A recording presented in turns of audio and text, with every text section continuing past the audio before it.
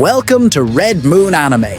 Today we're diving into the wild and emotional ride that is episode 7 of DanDaDan. Stick around for every twist and turn as we break it all down. Let's get started. The episode begins with a flashback of acrobatic Silky darting through the streets in a frenzy. The scene then shifts to the present, where Aira lies unconscious in front of her. Silky, overcome with emotion, blames Okarun and Momo, accusing them of taking Aira from her.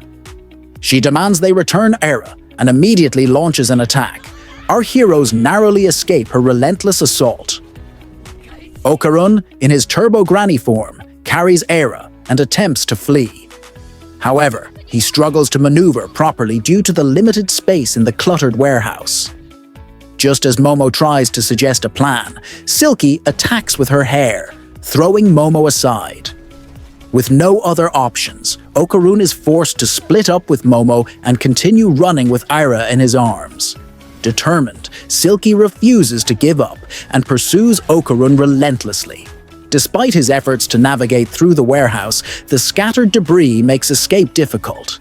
Silky taunts Okarun, telling him there's no way to evade her in such a confined space. She quickly catches up and knocks him down. She then tells Aira that if she doesn't want to call her mommy, that's fine, but she will eat Aira so they can be united forever. As Silky moves forward to consume Aira, she suddenly becomes stuck by something. Momo then appears and reveals that Silky's hair is tangled throughout the entire warehouse. She admits it was her idea and praises Okarun for running away so effectively. Silky, now enraged, begins kicking the warehouse pillars in an attempt to free herself. In response, Momo uses her powers to grab Silky's legs and tells Okarun to go into Turbo Granny mode and attack Silky with full force. But Okarun hesitates, saying he's good at running away, not at actually knocking someone out. Momo angrily shouts at him, asking why he's telling her this now and telling him to just kick Silky away. While they argue, Silky manages to free her hair and starts attacking Momo. To protect Momo, Okarun steps in front and uses his full throttle attack, sending Silky crashing into a wall outside the warehouse. Momo is impressed by Okarun's power and remarks how amazing his full throttle technique is. Okarun, however, complains that his whole body is in pain.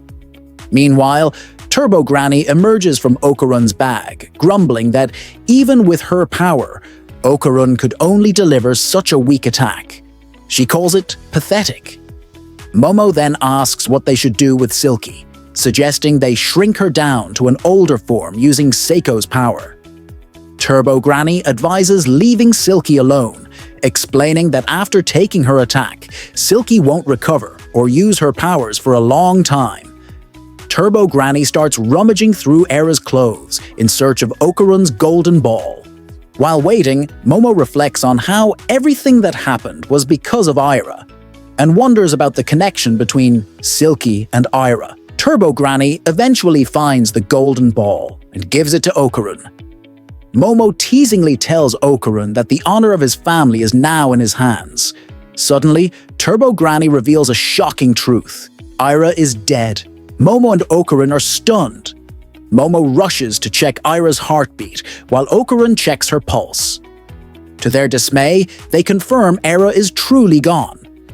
Turbo Granny explains that when a normal human is consumed by a yokai, they die. She adds that Momo and Okarun only survived because of their spiritual powers.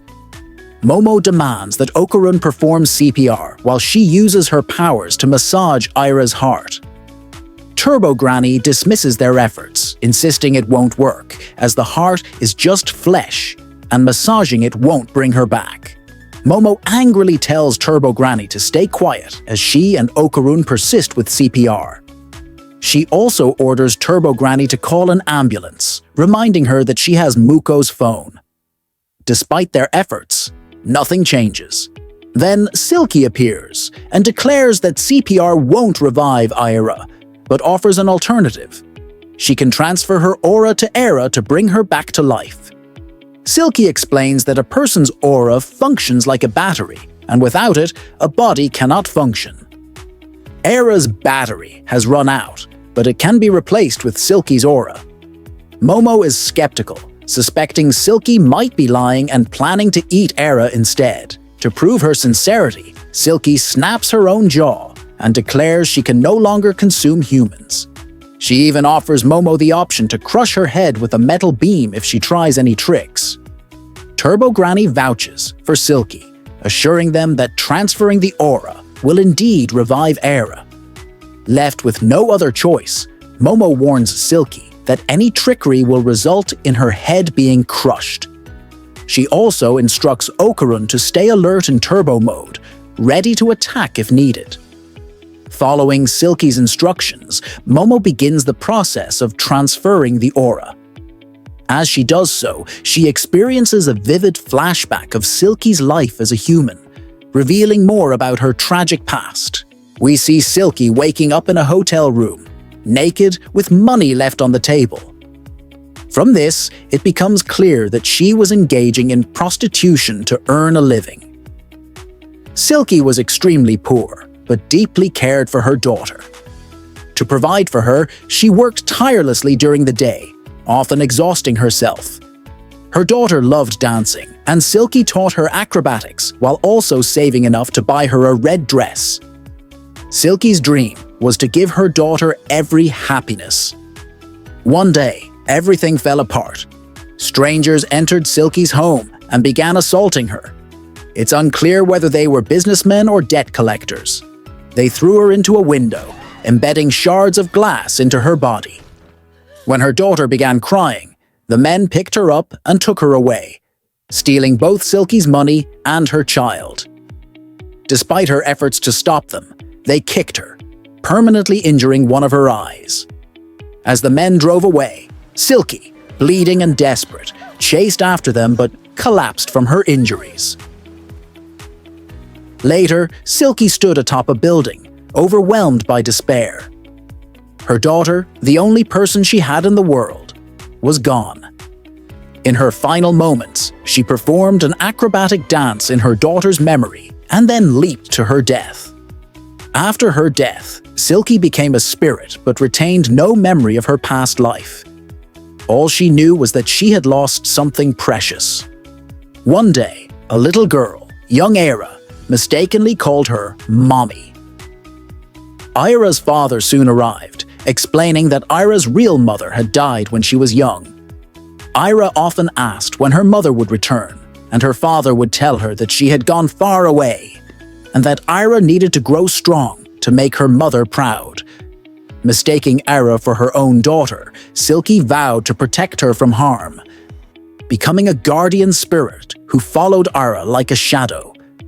Back in the present, Aira suddenly opens her eyes, tears streaming down her face as she remembers Silky's tragic story. Momo too feels emotional after learning Silky's past. Misunderstanding the situation, Okarun prepares to attack Silky, thinking she harmed Momo, but Momo stops him. Silky apologizes to Aira, admitting she only wanted to protect her, but ended up causing harm instead. Overcome by guilt and regret, Silky begins to disintegrate into ashes. Momo asks Turbo Granny what is happening, and Turbo explains that Silky's aura, her life force, is depleted. Without it, she will vanish entirely, leaving no trace behind. Her soul will be erased, and everyone will forget her existence. Turbo dismissively remarks that Silky's life was wasted anyway, but Momo, feeling sympathy, asks if anything can be done to let Silky's soul rest in peace. Turbo replies that it's up to Silky herself. No one else can decide for her. As Silky dies, she thinks about her daughter, wishing she could have given her a better life with more beautiful clothes and happier memories. She blames herself, believing her daughter's suffering was her fault. Aira runs to Silky, embraces her, and calls her Mommy. Through tears, she tells Silky she loves her and prays that Silky and her daughter find peace in a kinder, more forgiving world. With that, Silky's body turns to ash and scatters into the wind. Aira promises never to forget her and swears to honor Silky's memory forever. And that's a wrap on episode 7 of DanDaDan. What an adrenaline-filled mix of epic battles and emotional twists. Which moment blew your mind the most? Let us know in the comments.